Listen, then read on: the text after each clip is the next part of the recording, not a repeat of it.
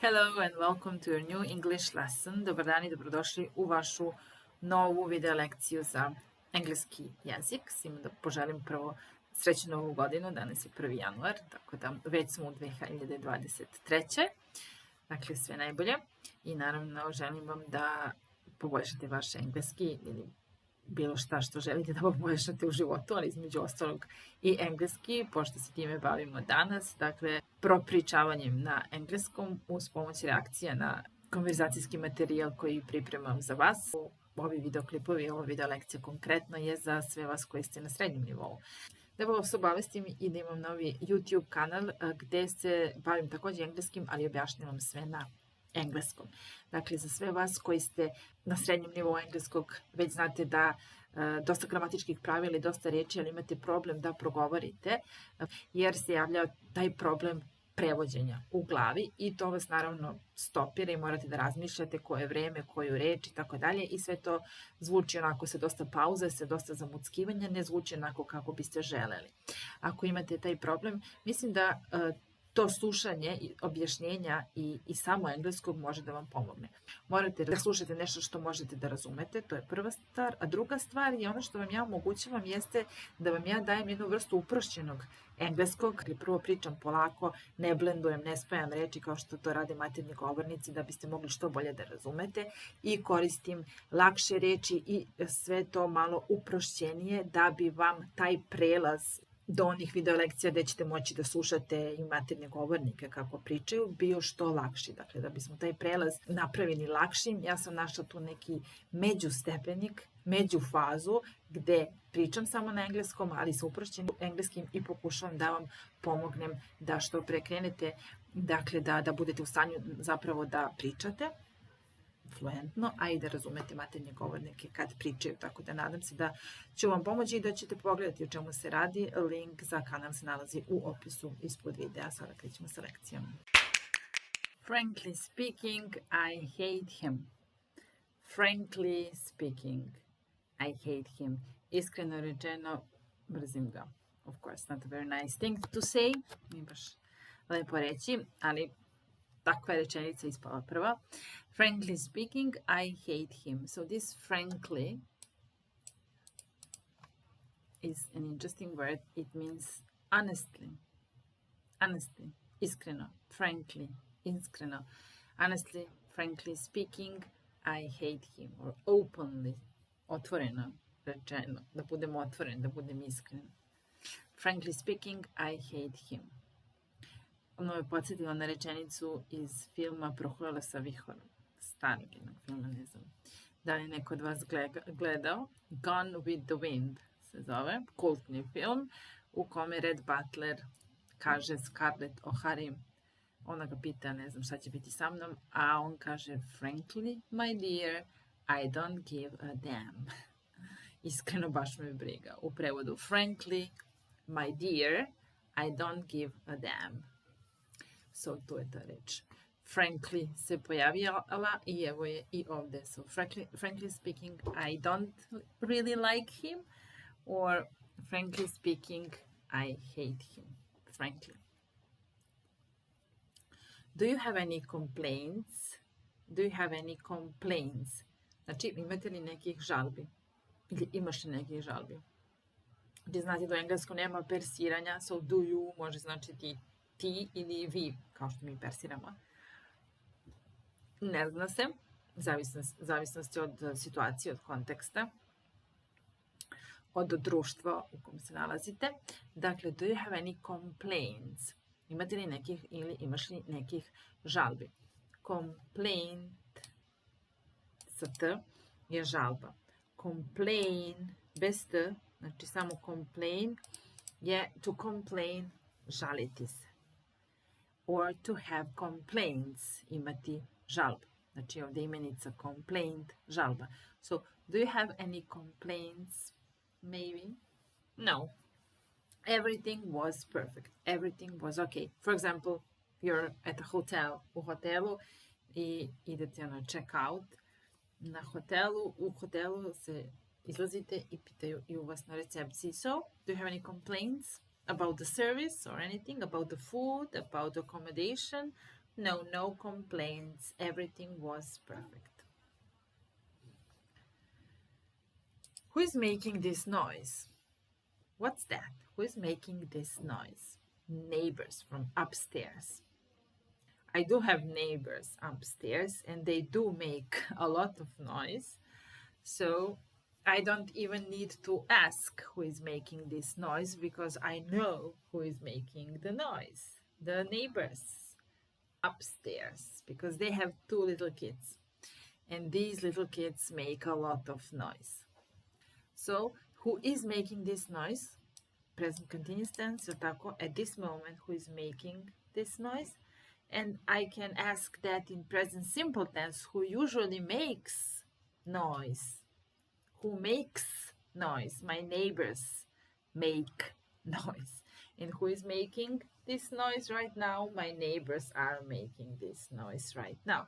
So who makes and who is making? Or who made noise last night? Ko je sinoć pravio buku? Last night it was New Year's Eve. Sinoć je bio 31. Dakle, New Year's Eve. Novogodišnje veče. Tako da, everybody made noise. Svi su napravili buku. Ili everybody was making noise. Svi su pravili buku last night. Well, that's what we want to know. That's what we want to know. Dakle, to je ono što mi želimo da znamo. That's what we want to know. Razmišljamo u kojoj situaciji bismo to uopšte mogli da kažemo u mnogo njih, ali meni ne pada na pamet. Dakle, ne znam, do you want to know where he lives? Yeah, that's what we want to know. Do you want to know what I like to eat? Yeah, that's what we want to know. Do you want to know something about me, where I live, what my name is, how old I am? Yes, that's what we want to know. Sve to želimo da znamo. Number five, who painted this picture? Who painted this picture? I have no idea. Who painted this picture? So it's an interesting question. Ko je naslikao ovu sliku? Interesantno pitanje zbog toga što iza ovog pitanja who, ko, nema upitne reči. U slučaju did bi trebalo da bude, ali tako, pošto je prošlo vreme. Međutim, ne pitamo sa did jer nema subjekta, nego pitamo direktno who came, who bought this picture, who painted this picture, who brought this picture here in this apartment, who brought it, ko je doneo, who painted it, ko je naslikao, who bought it, ko je kupio sliku. Dakle, kad pitate u prošlom vremenu sa who, ide direktno glagol u prošlom vremenu. Ako je u prezentu, ide s. Who comes, who brings, who gives, who speaks, ili who came, who brought, who spoke. Obratite pažnju na to subjekatska pitanja. Zašto? Pa zato što u svim ostalim ima did. Recimo, who painted this picture? Picasso painted this picture. Really? When did he paint it? Znači, ako pitam kad je on naslikao, pitam sa did. When did he paint this picture? How old was he when he did that? Why did he paint this picture? Where did he paint this picture, etc. Znači, u svim ostalim vrstama pitanja sa where, sa when, sa why, idemo sa did. Who nema did. Who painted this picture? I have no idea. Ne znam. We will do that next time. We will do that next time. So, oh, I'm so sorry we didn't have time to visit the Museum of Modern Art. It's okay, we will do that next time. Uradit ćemo to sljedeće puta. Ili, I'm so sorry we didn't come to visit you. Okay, you can do that next time. Možete doći kad me posjetite sljedeći put. So, it's okay. Nothing urgent. Ništa nije hitno. We will do that next time when we come. Next time. He told us that he had a headache.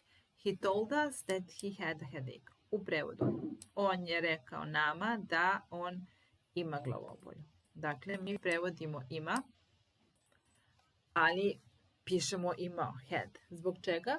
Znači, slaganje vremena u engleskom. Počeli smo sa jednim glagolom u prošlosti. He told us. I čim je jedan u prošlosti, ne može u nastavku da se čuje he has, ili he is, ili he comes, nego mora he had, he came, he was. Znači, koji god da nam treba glagol mora da ide u prošlo vreme. Znači, rekao nam je da ima. He told us that he had a headache. Rekao nam je da ne može da dođe. He told us that he could not. Znači, ne can't, nego could not come. Rekao nam je da ide u prodavnicu. He told us that he was going. Ne is going, nego was going to the shop. Dakle, obratite pažnju na to. To se zove sequence of tenses na engleskom, znači slaganje vremena, gde prvi glagol diktira kako će se ovaj drugi glagol ponašati, konkretno ovo tell, told. U prošlosti, u past simple tense nam kaže da će svi ostali morati da idu u prošlo vreme. So he told us that he had a headache. I često se deši greška. Sad vi čitate na našem jeziku, on nam je rekao da ima i prevodite he told us that he has.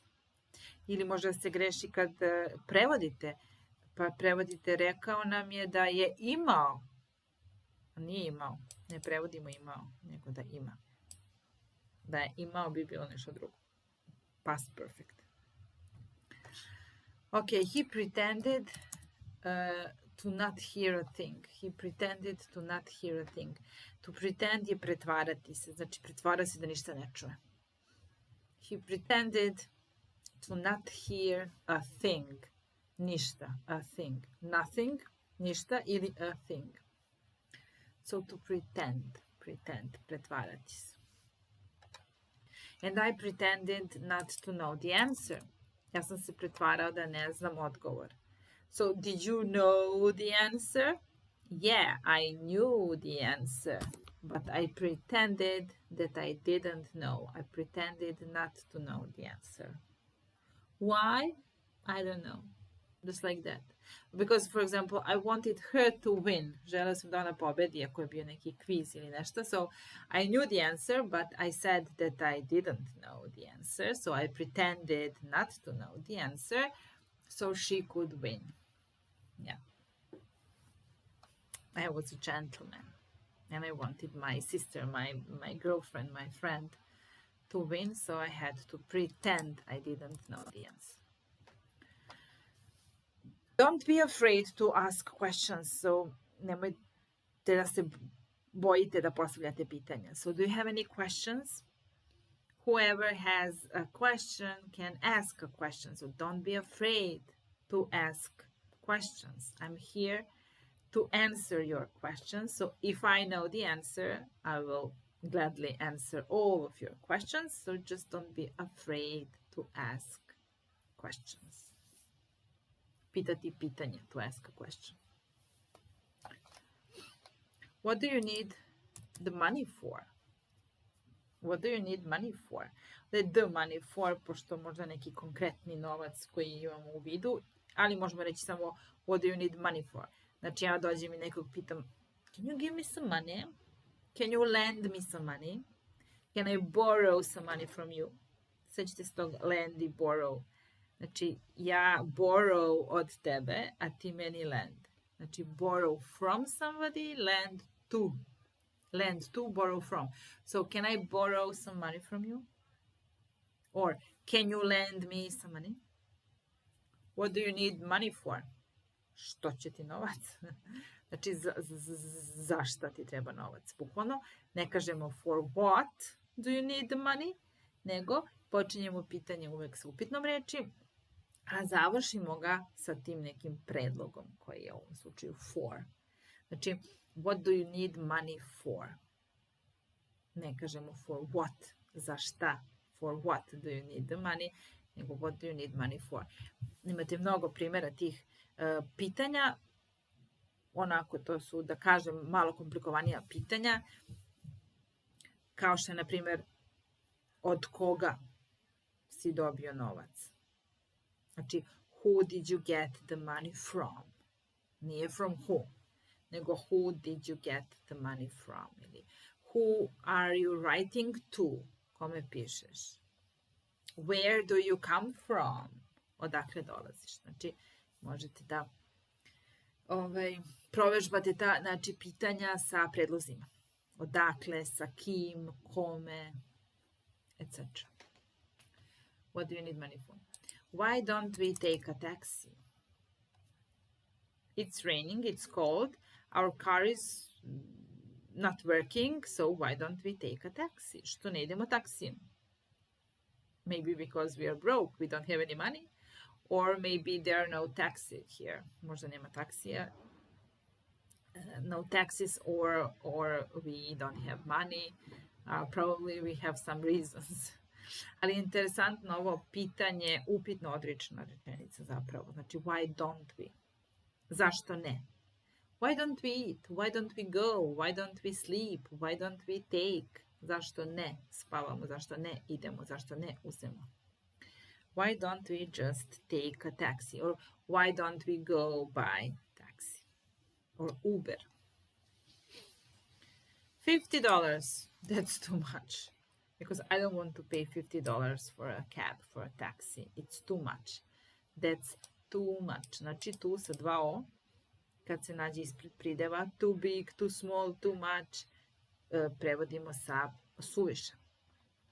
Ako se nađe na kraju rečenice, prevodimo kao me too, takođe.